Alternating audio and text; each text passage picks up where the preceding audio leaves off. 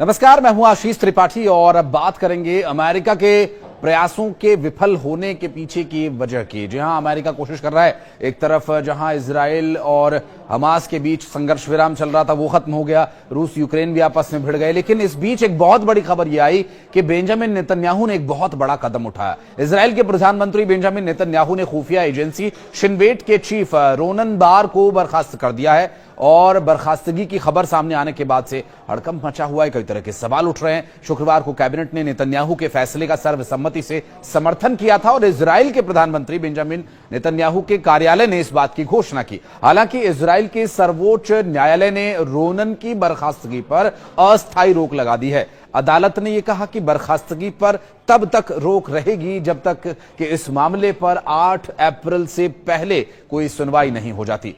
Israel के इतिहास में ऐसा पहली बार हुआ है कि जब सरकार ने घरेलू सुरक्षा एजेंसी के प्रमुख को उनके पद से ही हटा दिया हो। शिन बेट चीफ के तौर पर रोनन का आखिरी दिन 10 अप्रैल को होगा, ऐसा कहा जा रहा है। हालांकि इससे पहले सरकार ने उनकी बर्खास्तगी के लिए 20 अप्रैल की तारीख तय की थी, जिसे बदल दिया गया है। रोनन को पद से हटाए जाने के लिए गुरुवार देर रात कैबिनेट की एक बैठक हुई थी। इस बैठक में नेतन्याहू ने कहा कि अक्टूबर 2023 को हमने जो कार्रवाई की हमास के हमले के बाद, उन्होंने रोनन पर से भरोसा खो दिया है। दरअसल रोनन एजेंसी को फिर से मजबूत करने के लिए सही व्यक्ति नहीं मिला। नेतन्याहू ने आरोप यह भी लगाया कि हमास के साथ बंधकों की रिहाई से जुड़ी बातचीत में रोनन का नजरिया नर्म था और वे आक्रामक नहीं थे। उन्होंने दावा यह भी किया कि जब से रोनन की जगह शिन बेट के एक दूसरे सीनियर अधिकारी को बातचीत में शामिल किया गया, तब से सूचनाओं को लीक होता पाया गया। सूचनाओं के लीक होने से भारी कमी आई है और सफल वार्ताओं के जरिए हम बंधकों को छुड़ाने में कामयाब भी हुए हैं। कैबिनेट बैठक के दौरान शिन बेट ने मंत्रियों को रोनन का एक पत्र भेजा। इसमें उन्होंने बैठक में शामिल होने से इनकार करते हुए अपनी बर्खास्तगी को खारिज किया। रोनन ने सरकार के आरोपों को बेबुनियाद बताते हुए कहा कि यह शिन बेट के कार्यों को बाधित करने का एक प्रयास है।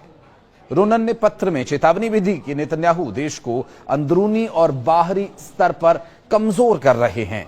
उन्होंने आरोप यह लगाया कि नेतन्याहू ने उन्हें और मोसाद प्रमुख डेविड बारनेया के बंधक वार्ता से हटाकर पूरी तरह से प्रक्रिया को नुकसान पहुंचाया है। उन्होंने यह भी कहा कि उनकी बर्खास्तगी की वजह से निजी और संस्थागत हितों का टकराव हुआ है और देश की सुरक्षा के लिए यह एक गंभीर खतरा है। बहरहाल इजराइल की शीर्ष अदालत ने देश की आंतरिक सुरक्षा सेवा एजेंसी शिन बेट के प्रमुख को बर्खास्त करने के प्रधानमंत्री बेंजामिन नेतन्याहू के फैसले पर शुक्रवार को अस्थायी तौर पर रोक लगा दी है। अदालत ने यह भी कहा कि शिन बेट के प्रमुख रोनन बार की बर्खास्तगी पर तब तक रोक रहेगी जब तक कि उनकी अपील पर सुनवाई हो नहीं जाती। अब इस मामले को इस तरह से समझने की कोशिश कीजिए कि एक एजेंसी जो सुरक्षा के लिए काम करती है, उस एजेंसी के प्रमुख को पद से हटा दिया जाता है। अगर ये सुरक्षा एजेंसीज किसी भी देश के लिए रीढ़ की हड्डी हैं तो उसके प्रमुख को उसके दिमाग के तौर पर भी देखा जा सकता है। हालांकि निर्देश उसे उच्च पद पर बैठे अन्य नेताओं से भी मिलते रहे हैं। मसलन अगर रोनन की बात करें तो वो बेंजामिन नेतन्याहू से ही निर्देश लेकर के अपनी सभी सेवाओं को देते रहे हैं। लेकिन अब आप ये समझिए कि असल में वहां पर एजेंसीज काम कैसे करती हैं। वहां पर एक एजेंसी है मोसाद।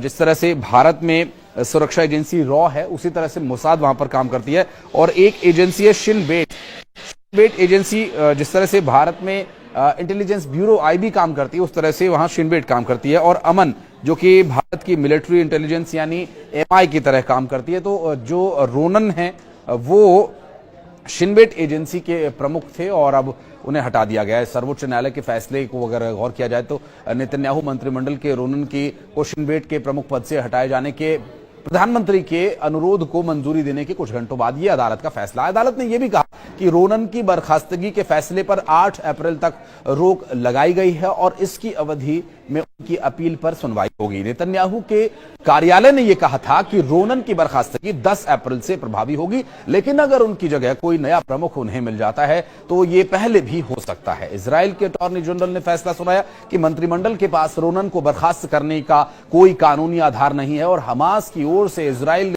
पर 7 अक्टूबर 2023 को किए गए हमलों के संबंध में शिन बेट की रिपोर्ट में सुरक्षा एजेंसी की विफलता की बात स्वीकार की गई थी। हालांकि रिपोर्ट में यह भी कहा गया था कि नेतन्याहू सरकार की नीतियों ने ऐसी परिस्थितियां पैदा कर दी थी कि जिनके कारण ये हमला हुआ है। बहरहाल इन परिस्थितियों से निकल पाना इजराइल के लिए एक बड़ा चुनौतीपूर्ण कार्य हो गया, क्योंकि आज के समय में जहां एक तरफ अमेरिका का उस पर दबाव है कि वो युद्ध विराम बनाए रखे और दूसरी तरफ अपने बंधकों की रिहाई के लिए लगातार वो प्रयास कर रहे हैं, और इस बंधकों की रिहाई के बीच इस तरह का एक बड़ा कदम कई तरह के और भी सवाल खड़े करता है। सवाल ये भी खड़े करता है कि क्या बेंजामिन नेतन्याहू का उनके अधिकारियों से सब कुछ ठीक चल रहा है या नहीं। बहरहाल इस विषय पर अगर आप कुछ राय रखना चाहते हैं तो कमेंट सेक्शन में आकर जरूर बताइएगा।